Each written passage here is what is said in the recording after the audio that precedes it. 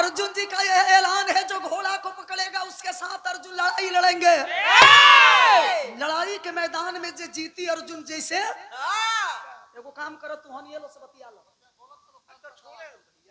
बतिया लो हम से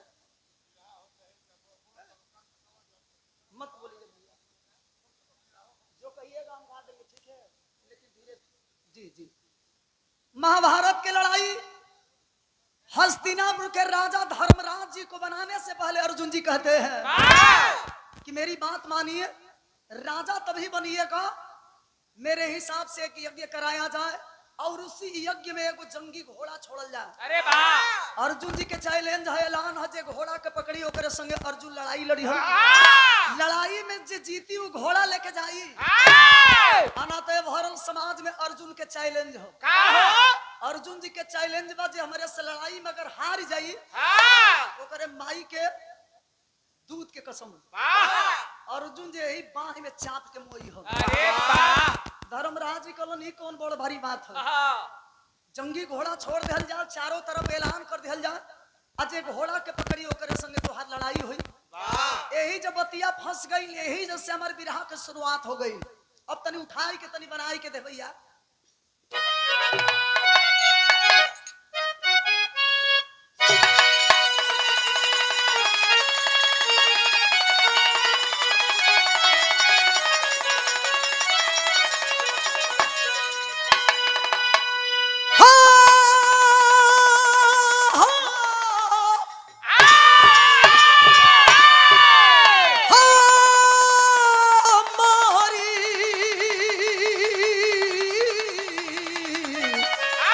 सवरिया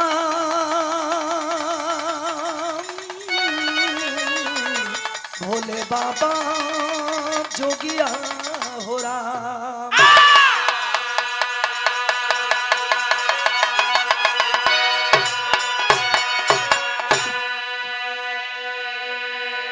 कबीर जी बड़ा ही सुंदर भूमिका में भाव लिखते हैं। कैसे बहादुर? आइए आइए, कबीर जी भूमिका में भाव लिखते हैं। कैसे बहादुर?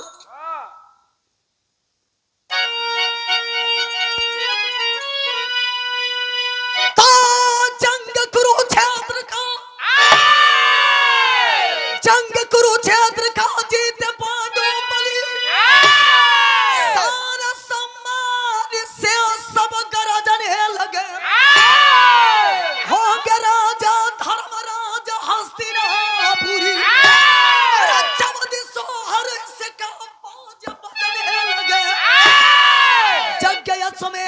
यश छोड़ा गया। अरे सामने धर्मराज के अर्जुन कहे, दिग्विजय पाकर नीचे ही आएंगे हम, कोई साथ हमारे रहे ना रहे।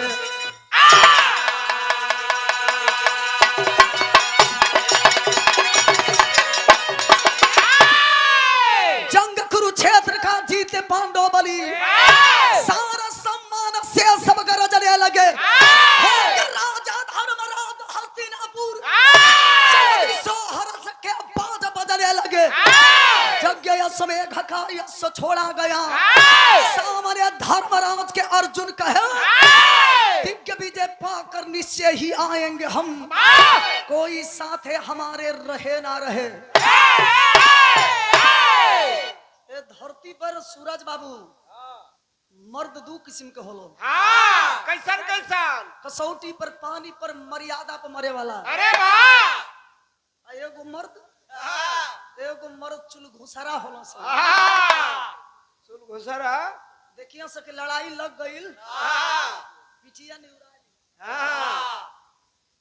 एगो मर्द बड़ा सके काला टाइट है। वाह! वो हमारा नियर होला। जो होगा देखा जाएगा। दू चार हाथ अगर केहू से लड़े को होई, दू चार पकड़ देखल जाई। वाह!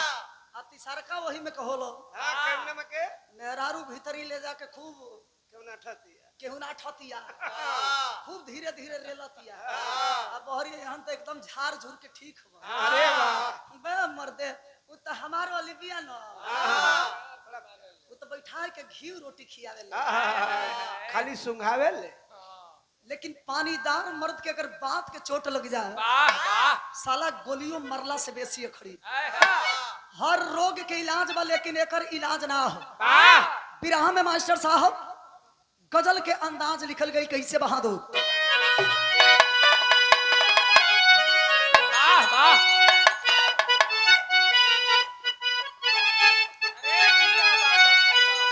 एक आशिक अपने मासूका से, एक प्रेमी अपने प्रेमिका से, एक चाहने वाला ने एक चाहने वाली से कहा। क्या कहा? जानते हैं क्या कहा? हेलो माई जान, एक कप चाय दे दो जान। चाय पिए बड़ा कि बिरहा का एकर साटा नहीं खे लिखाई मिल गईली। समझ जा कि यहाँ सब एहसान कैले बनी। मान ले तरह ले चाय के भोजन के व्यवस्था ना। प्यार कई किस्म के होला। प्यार लैला मजनू में हुआ था, ही राझा में हुआ था। अरे गरी के जमाना में वे प्यार करो थो सब। 25 को शादी, 26 तारीख को सुहाग रात और 27 को बच्चा। और पूछ तो कौन सा कि जानू किस कलर की चड्डी पहनी हो। हद हो गई डिजिटल दुनिया। अबे गरी लड़की पूछा तरी से कि हेलो बाबू। बाबू बाबू कहते सा मेरी बाबू। आवा बाबू पीला दिखाओ ना तुम्हारा हाथ कहाँ है। हद हो गई साल मैंने इतना बेहयापन छिछोरापन इतना। कलाकारन की मजबूरी भी बा बताओ। अब वही के घड़ी नया नया घर के सूरज बाबू आप देखिए रील बढ़िया बढ़िया घर के औरत बनावत तरी से कितना समाज में उसका गंदा असर पड़ रहा है।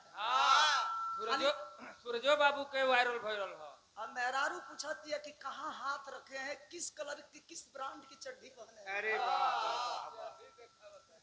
लेकिन हई आशिक कैसन आशिक बा मास्टर। वाह वाह।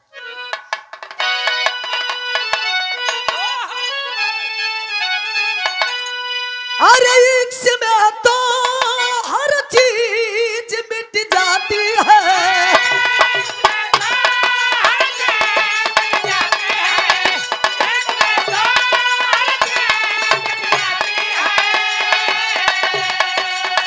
बेकरारी बोल के हमें तड़पाती है।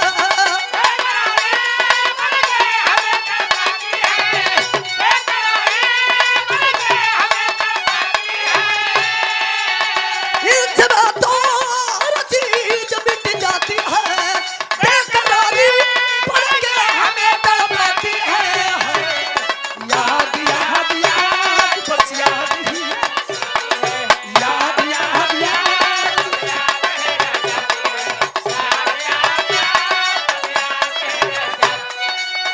ये जमा तो हर चीज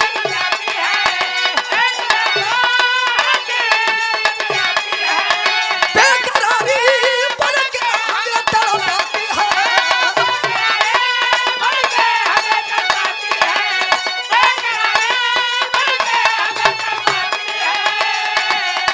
बेकरारी बोल के हमें तड़पाती है।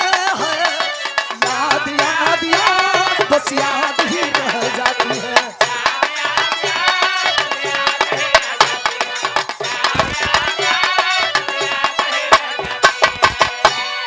सादर 50 रुपया दे के स्वागत के लिए वाली राजकुमार जी भैंसा के व्यापारी राम कुमार जी कहाँ से? जोगापुर से। बहुत बहुत प्रणाम। बस कुछ देर आराम करी जा ओकरा बाद से रंगीन काम होई। जैसे कि होली के सीजन भी चला था। गजल सबड़िया कवि जी भी रहा के भाव लिखलन बहादुर। अरे यार बेजान पीर देने से न डरते हैं।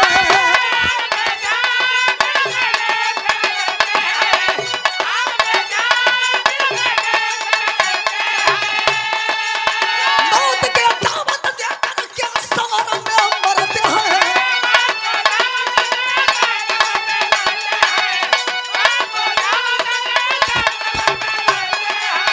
यार बेजान पीर देने से न डरते हैं। मौत के दावत देकर के सवर में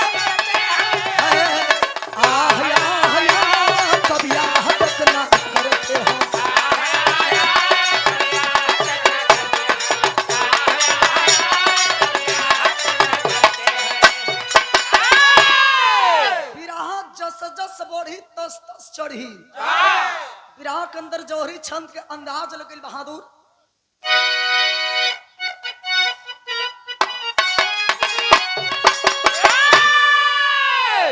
यही जो समर बिरहवा खाड़ हो गई। कवि जी लिखलन का अरे रंग दिया लहू से धरती, रंग दिया लहू से धरती, कुरुक्षेत्र में बांधा चला करी, लौटेंगे शीघ्र हम वापसी, विजयी झंडा फहरा करी, घोड़ा के पीछे पीछे चल दिया वीर बलशाली, जय सुखरा चरपुरी, शांति प्रमिला रानी, सखियों से कई राधिका, चला पर चली जवानी, अर्जुन का घमंड देखो, अकेली मैं दौड़ूंगी, गिरेगा बाबा मेरी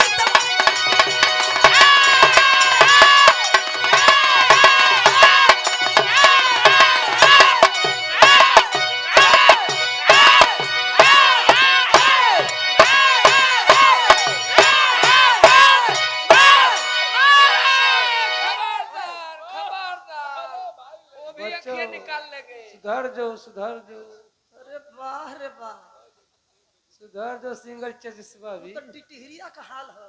हाँ मुसरी गुमान करे मुसरे के लीला देखे। हाँ ठेका दे वो निकल जाइए। अभी हमके बुरा लगत है, का है? इसको हमने धर्म का बेटा माना है। अच्छा यही से खिसियाता। हमारा बेटा के कोई आंख निकाल ली, हमारे जियला के धिकार हो। तू चिंता, तू एकर चाचा लगेलो, तो के शर्म ना हो। अरे वाह मामा, ई तोहर बेटा सतवासा है। ले बचवा जाए दे। अरे अरे वो भैया ये काहे खातिर देता रे? कौना रेट से? उजरका वाला रे। ई लड़का के देनी है, इतना मेहनत करता दूध पिए खातिर। वो दूध पिए वाला शरीर ओकर है। अभी ओकरा में 20 रुपया कम पड़ता। कौन रेट रे? अरे भैया ई बंटिया के बहनिया बबलिया के पिएला। अच्छा ई दोनों के दोनों छिछोरा बाणा सब। ई दारू के बात करत न सका। अब का जानी कौने ब्रांड के बतियावत तो सब। 36 डिग्री की 32 डिग्री की 85 डिग्री, अभी दोनों ठौरा बताइए हो सब। सॉरी, क्षमा चाहेंगे आप सबसे, ध्यान उधर नहीं होना चाहिए। वाह महाभारत की लड़ाई खत्म भइला के बाद जंगी घोड़ा छोड़ल गई। वाह अच्छा तो अर्जुन जी के ड्यूटी का है? का हो? आगे आगे घोड़ा, पीछे पीछे अर्जुन जी भागत रहो। वाह भागते भागते जानते हैं वह घोड़ा कहाँ गया? कहाँ? कंचनपुर में। वाह और जब कंचनपुर में गई लोग जाकर नर नारी सुनल हम कि अर्जुन जी के ऐलान व प्रतिज्ञा कैले बड़ो कि जो घोड़ावा के पकड़ी ओकरे संगे लड़ाई लड़ो। बड़े बड़े लड़वैया खाली अर्जुन जी के नमवा सुने। अरे बाप रे बाप, वह महाभारत वाला अर्जुन हवन। इनके संगे लड़ाई जीतल संभव ना है। बड़े बड़े वीर मैदान छोड़ के भाग जा। कितना वीर तो खाली नमवा सुने। पेशाब कर दे हो। कितना लोग के पैर के नीचे से जमीन खिसके लगे। बड़े बड़े वीर मैदान छोड़ दिए। मर्द के पानी जाना तनी के बचावल? के हो? वहीं की रहने वाली एक औरत है, एक लड़की जिसका नाम बताया गया प्रमिला। प्लस की साला देखा तनी कि अर्जुन जी घोड़ावा लड़ाई के मैदान से जीत के लेके चल ली हम। गईला जाए के लप्पे से घोड़ा के पकड़ी के न्याय के चौर के बांध दिहलस।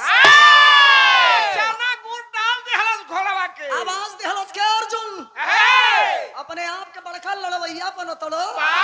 महाभारत के लड़ाई एगो का जीत गईला, तोहरे जांघी में कुवत होखे, माई दूध पियोले होखे, ते आवो हमारे संगे लड़ाई लड़ो। तोरे लड़े खातिर कोनो मर्द वीर पहलवान ना। आज लड़ाई होई तो हमारे संगे लड़ाई होई। लड़ाई होई तैयार पार के लड़ाई होई। हमरो तनी चैलेंज सुन लो। लड़ैया जीतब तो घोड़ावा ले जइह। अना तो हमार चैलेंज है। का हो? हार गइल तो घोड़ावा के तो बनबे करब तो ही के निहुराई हाँ निहुरा के सटाई निहुराई व निहुराई के पीछवा से मोहर मारब वाह अर्जुन जी कहलन है निहुर गइल साला बड़े बड़े वीर महाभारत के लड़ाई में नमवा सुन के भाग जा आई टिटहिरी ऐसन दे है लेकिन ई लड़की के ई गुमा हाँ फुकला पौधी आ जाई एक शायद पहचान ना कि हमें महाभारत वाला अर्जुन है अरे वाह ऐसे के घमंड है ना गुस्सा में लाल बड़न कहलस कि ठीक भाई आवा हो जा वाह कहलन कि मर्दों के साथ अर्जुन लड़ाई कभी लड़ते नहीं है अरे वाह कहलस कि मेहरारू मत देखो हाँ भड़का तरह लड़की मेहरारू देख के आवा दो चार पकड़ हो जा जीतिया लेके जाई आसानी से आई अगर हार जीव तो उहे निहुराई व निहुराई के पीछावा से हाँ ठेकाई बात बढ़े लगल जब बढ़े लगल तो कहेला आदमी की बात के जितने गढ़ब उतने रूखड़ हुई और लकड़ी के जितने गढ़ब अपने चिकन होई बिरहा में तर्ज बदल गई बहादुर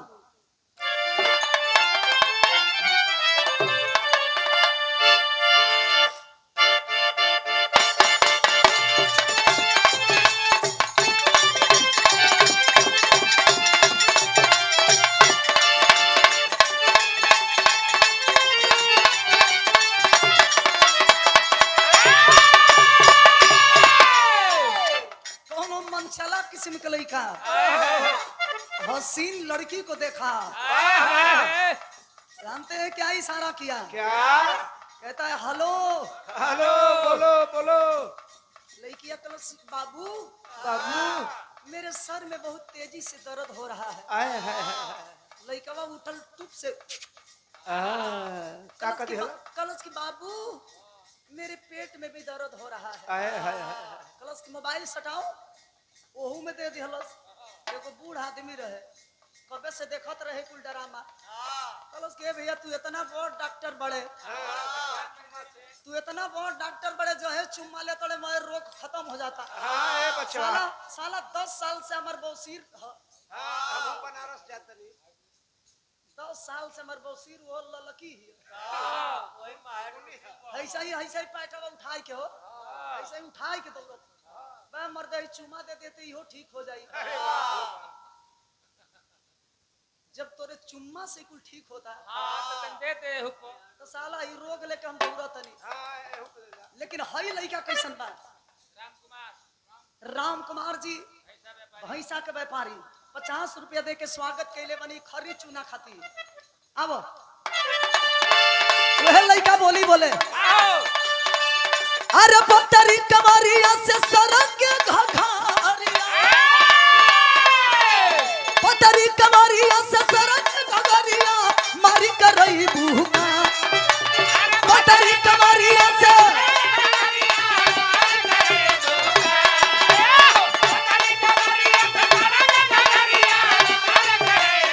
अरे पत्थरी कमरिया से सरक के घघारिया मारी कर रही भूखा नमूना नमूना नमूना जिला में कहीं बारू सुगिया मर्डर करई तू नमूना जिला में कहीं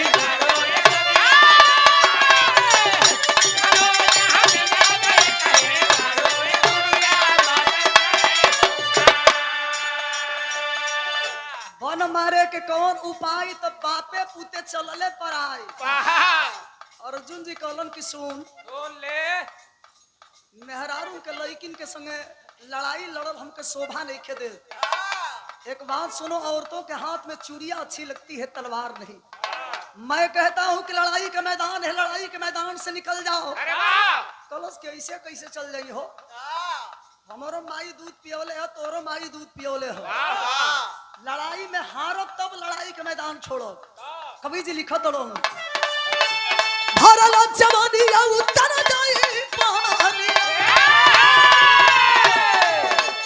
भरल जवानिया उतर जाई पानी रानी बंधई भूखा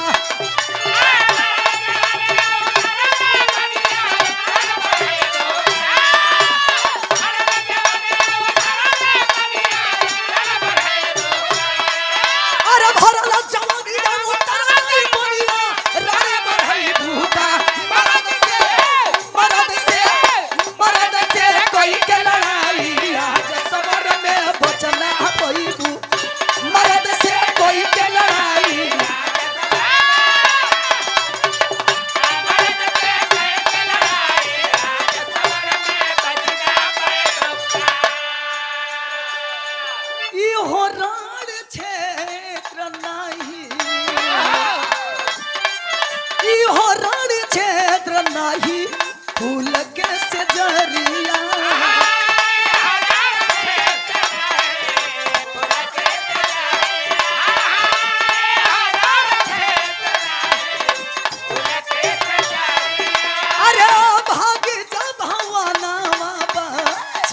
के चुनरिया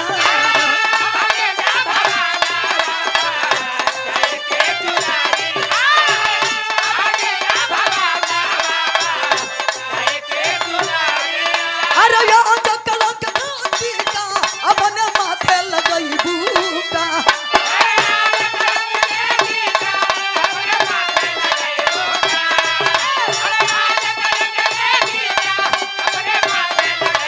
अरे यो जो कलक का अपने माथे लगई बूका मरद से कोई लड़ाई समर में बचना कोई मरद से कोई लड़ाई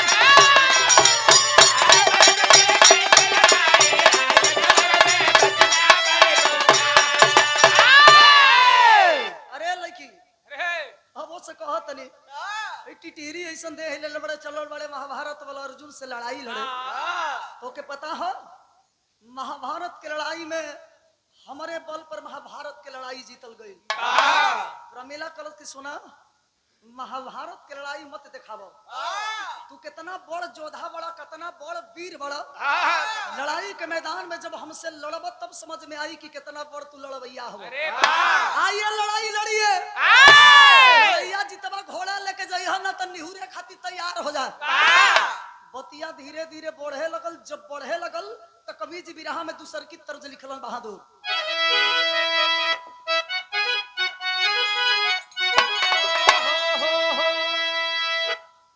पहले के जमाना में मास्टर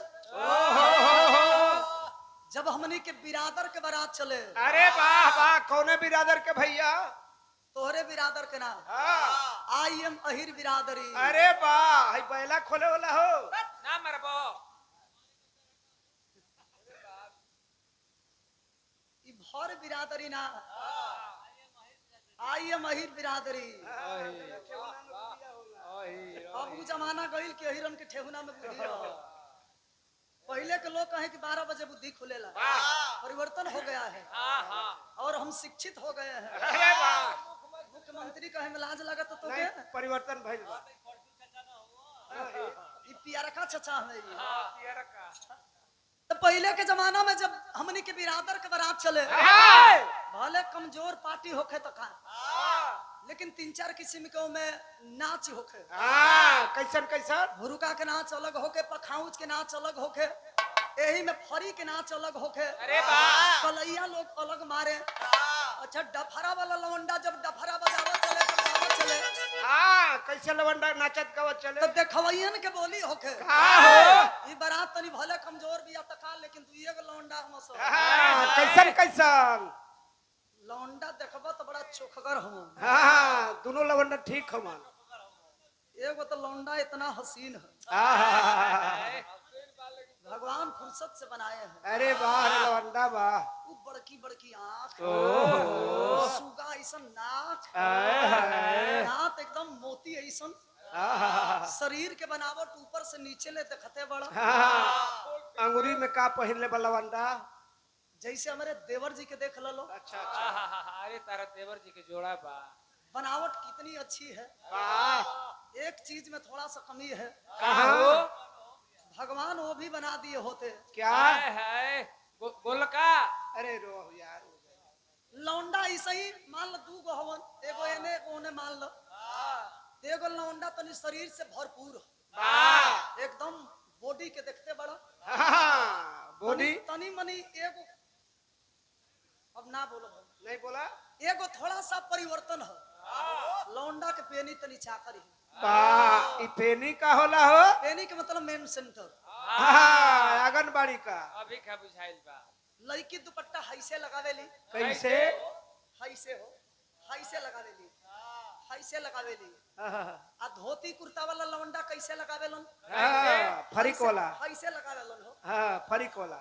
हाइसे हाइसे लगावेलन आ दोनों हाथ में झाम लेली हो हाँ आ जब दोनों हाथ में झाम लेली हन छरक के जब नची हन हाँ दे दे रे भैया तेरी झाम दे तो कैसे उ लौंडा छरक के नची हन गईहन मास्टर साहब हाँ दे तनी मन लगाई दे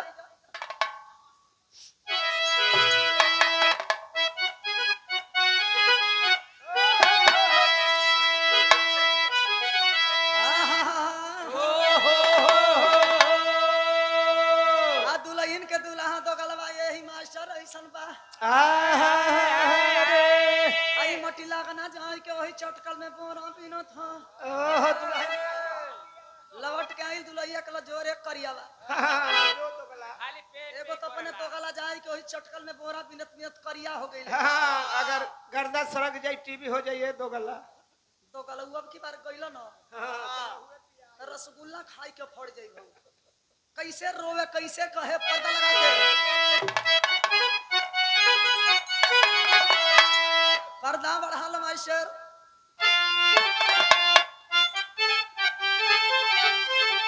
अरे डूबी मारबी राजा जी अरे डूबी मारबी राजा जई बजो पुरुबा के ए भैया ई कैसन हुरपेटा तड़लो इ लवंडा यही तरह एंटीना ने टंगले रहे वो जगहिया पर दूसर के रही तुम फरियाए देती कैसे अच्छा तो काहे लइकवा के रोका तड़लो रोकी जना उ लवंडा कैसे काहे काहे रोका तड़ अरे भैया उ ढोलकिया बजाई ना बहुत मारो मारब जा ढोल की बजाई तो तोहल मरबलो हाँ कारे बचवा मरबईबे कि मरबे मरबे न मैंने देही में इतना जान हो ना अरे तो देखा वो ललकारते चढ़ा रो बचवा कैसे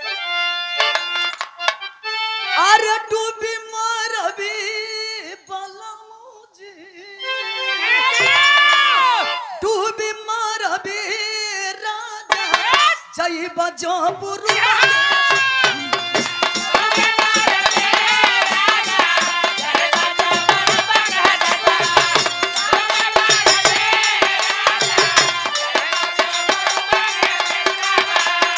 वही पुरु पे सवाई राजा जी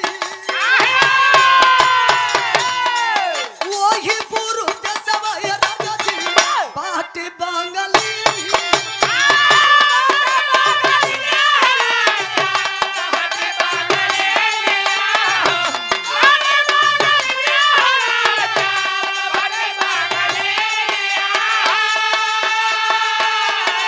वही पुरु पे सवाई राजा जी वही पुरु पे सवाई राजा जी बाटे बंगाली हो जादुआ चलाई जादुआ चलाई है राजा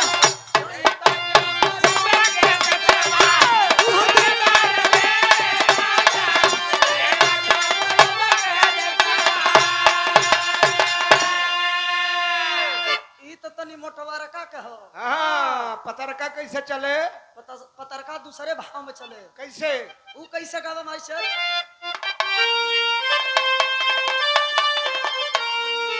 अरे छपरा सारी अरे बिकल हो चरखवा धोर मोर धोबी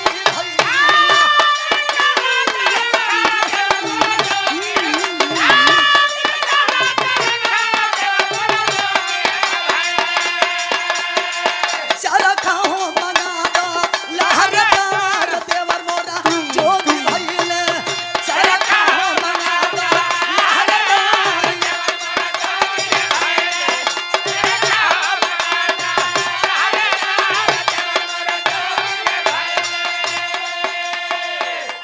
ई तो मोटका पतरका के नाच रहल हाँ लेकिन औरत होकर के लड़की होकर के प्रमिला मऊगा शब्द से संबोधित करती है पॉइंट आप नोट कीजिएगा कभी कभी आदमी जोश में होश के खो देला पर उसकी मर्द बन तड़ो उस दिन आपकी मर्दांगनी कहाँ थी भरी समाज में द्रौपदी का चीर वह दुशासन खींच रहा था और तो लो पांचों जना कपर छिल्लू पाड़े लो खाली द्रौपदी की इज्जत के नजारा देखत रहो उस दिन आपकी वीरताई कहाँ थी लोग बतावे लन कि भीम जी के 60,000 हाथी के बोल रहो वो दिन उनकर कहाँ गई रहल जोराबा ताना मारत ये बात के कैसे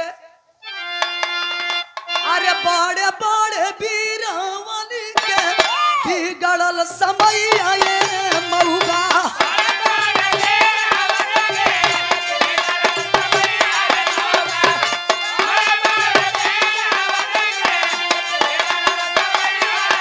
अरे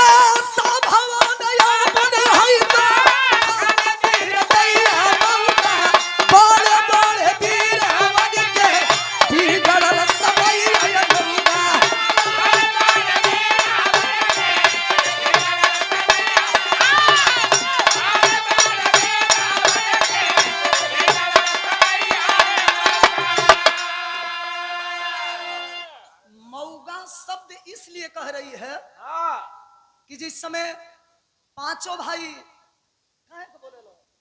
पांचों भाई पांचों पांडव जब अज्ञातवास बिता रहे थे विराटपुर में जाके विराट राजा के घरे, तो हम लोग पांचों भाई भीम जी जरा 60,000 हाथी के बोल रहो उजाई के वजह रसोई बनावत रहो। तू अर्जुन लड़ाई के मैदान में लड़ के घोड़ा लेके जाए खाती आइल बड़ो, तू जाना तरलो का कर तरलो विराटपुर में विराट राजा के यहाँ आप बिरहनाला के काम कर रहे थे। बिरहनाला का मतलब छक्का के। अरे वाह, ए बाबा रे, ए बाबा छक्का। हो इसीलिए मौगा शब्द का प्रयोग कवि जी किए हैं। बड़े बड़े वीरवन के बिगड़ल समैया है मौगा। वो दिन तो हर वीरताई कहाँ रहल, वो दिन तो हर जोर कहाँ रहल। इतना बतिया सुनलन अर्जुन जी, नीचावा से ऊपरा ले शरीरिया गर्म हो गई, और जब गर्म हो गई तो बिरहो चढ़ गई मास्टर।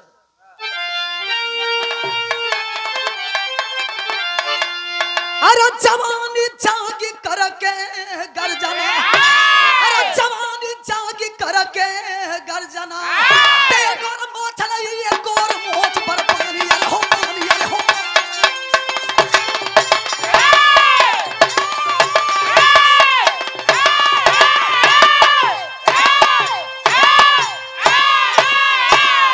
जवानी जागी करके गर्जना, एक और मोछ नहीं एक और मोछ पर पानी, जवानी जागी करके गर्जना। पुरुषार्थ पार्थ का ललकाराना व्यंगवाद सह जाती है, पुरुषार्थ पार्थ का ललकाराना व्यंगवाद सह जाती है। छोटा मुंह लेकर बड़ी बात औरत क्या कह जाती है।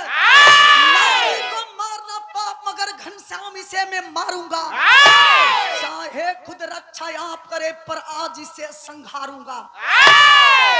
हती मुंह के मुंह ले ले बड़े, तबे ले मार टुपुर टुपुर टुपुर टुपुर कइले बड़े। तो के पता हो तोरे सामने लड़वैया के खड़ा हो, हमारे नाव हो अर्जुन। हमरे बाण के सामने बड़े बड़े वीर हार गिलो। तू टिटहरी ऐसा दे ले लही, तबे ले छरका तड़ी, तो के पता ना हो। अगर ये दुनिया में जियल चाहता रे लड़ाई के मैदान छोड़ के घरे चल जो। कलश की सुना, हम ऊ कायर ना है, ऊ लड़की ना है। ये लड़ैया के मैदानवा में लड़ी लड़ी के मरब ऊ हमके मंजूर हो। लड़ाई के मैदान से कतई में भागने वाली नहीं हूँ। ये लड़ाई होगी, लड़ाई होई तैयार पार के लड़ाई होई। जेकर माई दूध पियोले होई ऊ लड़ाई में जीती, ना तो फिर चैलेंज निहुराई। निहुरा के सटाई। कॉलन क्या हुआ? अरे बहुत बोला तले हाँ दो चार पकड़ हो जा। कॉलन अर्जुन जी की बुहा तक मानी ना टैबलेट देवे को हुई, एगो टैबलेट देवे को हुई। जब देवे खातिर तैयार भइलन त विरहा में चौलरिया लिखल गई।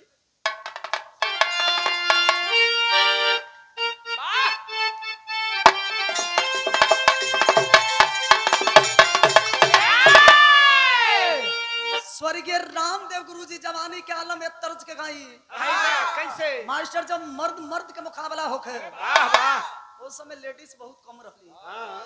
उस समय हमारे कवि जी विरहा का अवतरणी, जब स्वर्गीय रामदेव गुरुजी के स्वर्गीय बुल्लू गुरुजी के ओकरा बाद से जब विजय लाल जी के पारी आइल, तो पहिल की लेडीज चालू कैली। गायत्री भारद्वाज न हो नहीं हो, उमा बैराग। अच्छा उमा बैरागन, ओकरा बाद से गीता त्यागी जी, कविता कृष्णमूर्ति जी। आ एक घड़ी तो वैकेंसी खुलल हो, आवता लो जाता लो। एक घड़ी तो गाड़ी पर जितना लोड कइलो।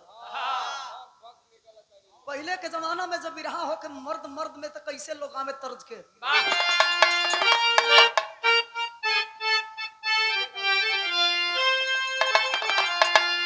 स्वर्गीय रामदेव गुरुजी तर्ज के गाई। क्या रे बारी उमर कमरी लचकनिया,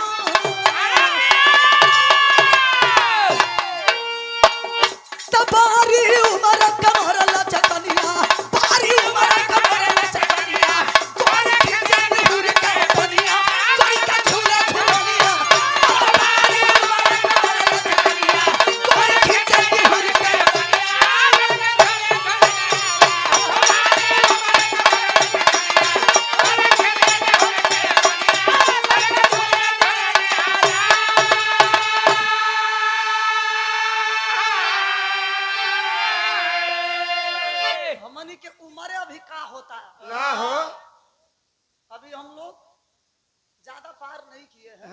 अभी तो बुच्ची हैं।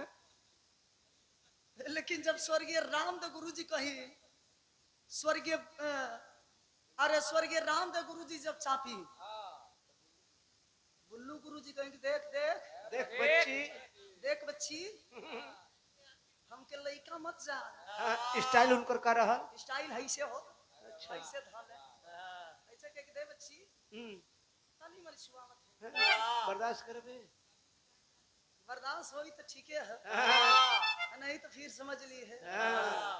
वे फेंके के पड़ी वो कैसे लहावे पर्दा से कैसे लहावे मीठा से अरे बाबा हमें बुलावे पानी बाबा हमें बुलावे पानी बाबा हमें बुलावे पानी क्या बहाने हो सजना कैसे जाए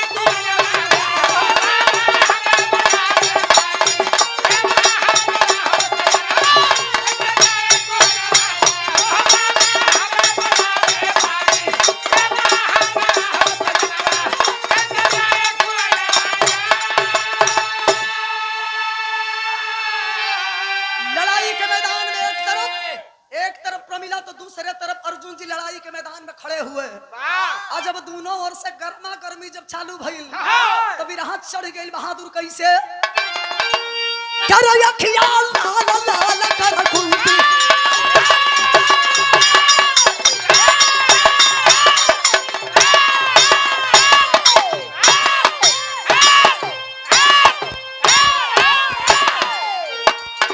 अखिया लाल लाल कर कुंती अखिया लाल लाल कर कुंती काला हो तमन्ना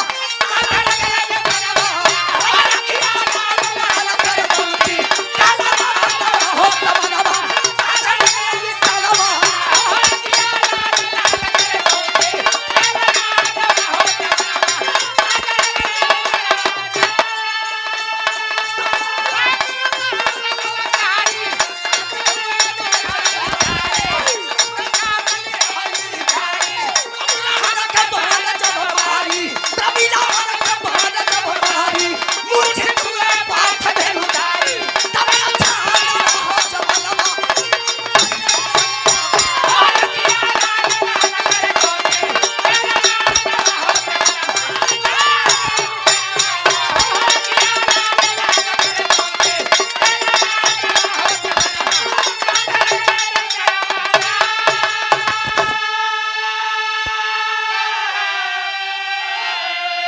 अखिया लाल लाल कर कुंती के ललनवा समनवा साधे लगले लिसनवा ना मारे बाण तुरंत बलकारी सबको काट गिराई नारी प्रमिला हनि के बाण जब मारी मूर्छित हुए पार्थ धेनुधारी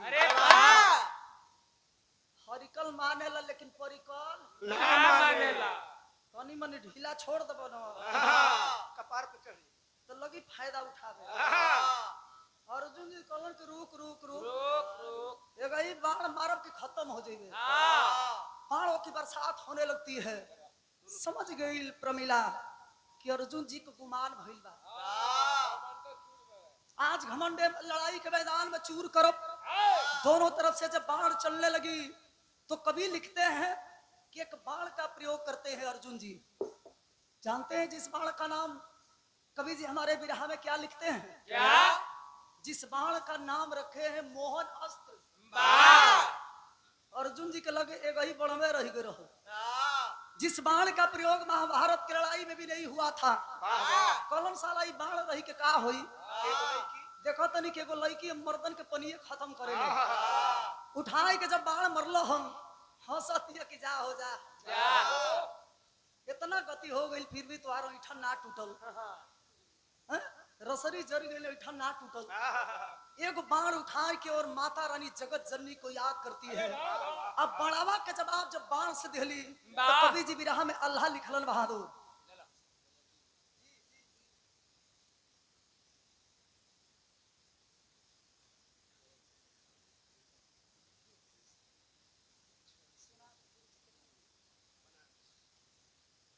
सौभाग्य बा कि आप सब बैठ के विरहा सुनत नहीं जा हमरे गुरुजी विश्वनाथ गुरुजी के आप शिष्य बनी, सुंदर माला और सादर 51 रुपया दे के स्वागत के लिए बनी।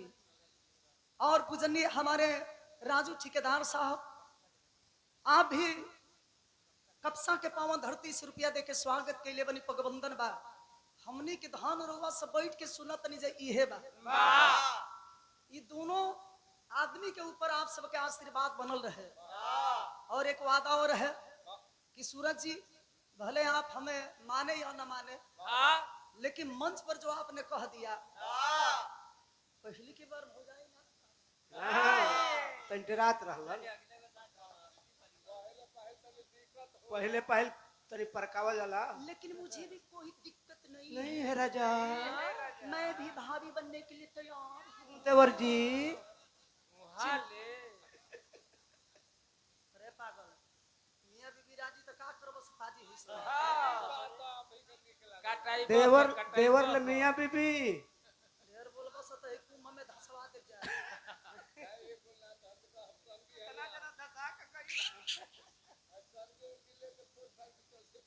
बहुत बहुत रुपया दे के स्वागत कल गई। प्रणाम बा। एगो औरत के लड़ाई जब मर्द से भइल, एक तरफ प्रमिला और दूसरे तरफ अर्जुन जी लड़ने के लिए तैयार हुए, तो कवि जी विरह में अल्लाह लिखलन भैया दे वहू से चढ़ाई के।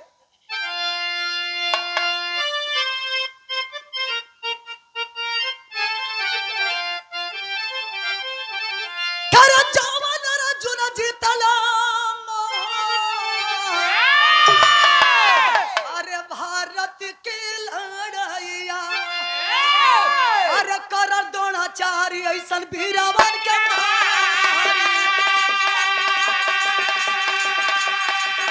अरे कर द्रोणाचार्य ऐसन वीरवन के मारी। अरे जवन अस्त्र जिंदगी में कबो न चलवाले, अरे शंकर रहल की मिट जाई संसार। अरे वो बड़ा मार के लाचार भइले अर्जुन। अरे वो बड़ा मार के लाचार भइले अर्जुन। अरे भरत के पानी ले सौर के उतार। अरे सोना सोना बनवा चले हो राना। अरे सोना सोना बनवा चले हो राना। अरे भील मारा गला हो करला लखा हो।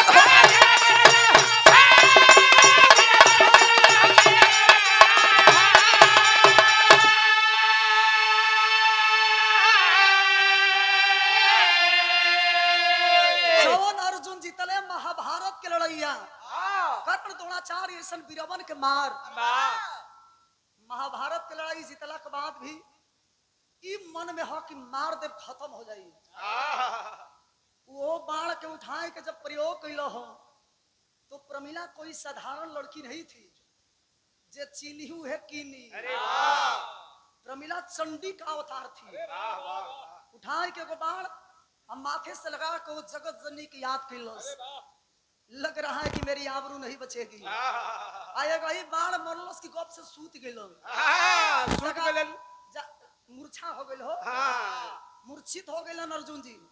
जगावत ये के उठो, उठो बाबू अर्जुन। ये लड़ाई के मैदान फूल के सेज ना हो। कहत रह मेहरारू के हाथ में चूड़ी निक लगेला, तो आवा तलवार लेके समझ में आ जाई। ला हई दुइए गो तो हइए हो। दुगो लड्डू बा, एगो केरा पानी पीला। लाई कुला वाला कर। अर्जुन जी उठलन कहलन ओ बुझात के मुआई के दम ली। बगलिए में कृष्ण भगवान खड़ा बड़न कहलन कहत रहनी न कि मान जा ना मन लो अर्जुन जी। अगर बचल चाहत हो तो जिस लड़की के साथ आप लड़ाई करने के लिए आए हैं, दिमाग का प्रयोग कीजिए। उस लड़की को माता शब्द कह करके संबोधित कीजिए। अगर क्षमा कर देते तो हर जान बच जाई, ना तो हर सफाया हो। अर्जुन जी के समय पर ज्ञान भइल। जिस लड़की प्रमिला के साथ लड़ करके घोड़ा ले जाने के लिए आए थे, जा करके माता शब्द का प्रयोग करते हैं कि माँ यह बेटा गलती कर गया है। घोड़ा लड़ करके ले जाने के लिए आया था लेकिन जीत नहीं पाया। इस बेटे को आप क्षमा कीजिए। प्रमिला समझ गई गलती किया था, लेकिन एहसास इसे हो चुका है। गलती करे वाला से बड़ महान के होला, गलती के क्षमा करे वाला। प्रमिला अर्जुन जी के गलती के क्षमा कैली तो विरहा में कवि जी आखिरी भाव लिखतनी।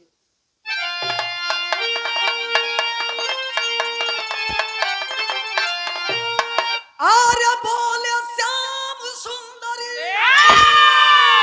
अर्जुन रनवा में ना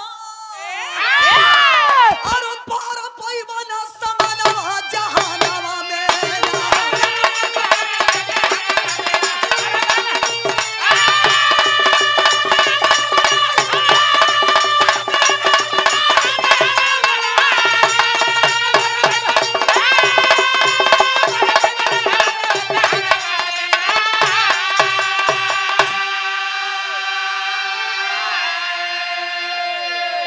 कृष्ण भगवान बता रहे हैं कि प्रमिला है चंडी का रूप, कैसे कोई करी लड़ाई। देर करो मत है यार जुल्म, मांगो माफी तू जाई, नहीं तो चली जाई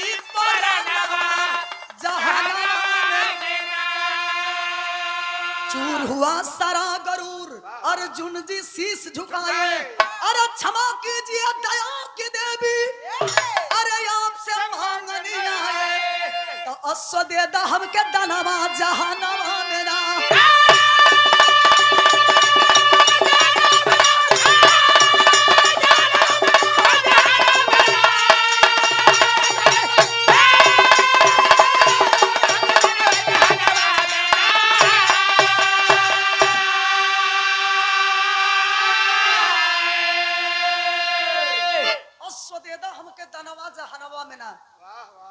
जौना घोड़ा के प्रमिला ले जाके बंधले रहली, उ खोल के अर्जुन जी के हाथ में पकड़ा देली। आ अर्जुन जी जब घोड़ा लेके गइल हन हस्तिनापुर में, बिरहा सुने वाला भैया लो हमारे कवि हृदय लो भी बैठल बानी। जहां न पहुंचे रवि वहां पहुंचे कवि।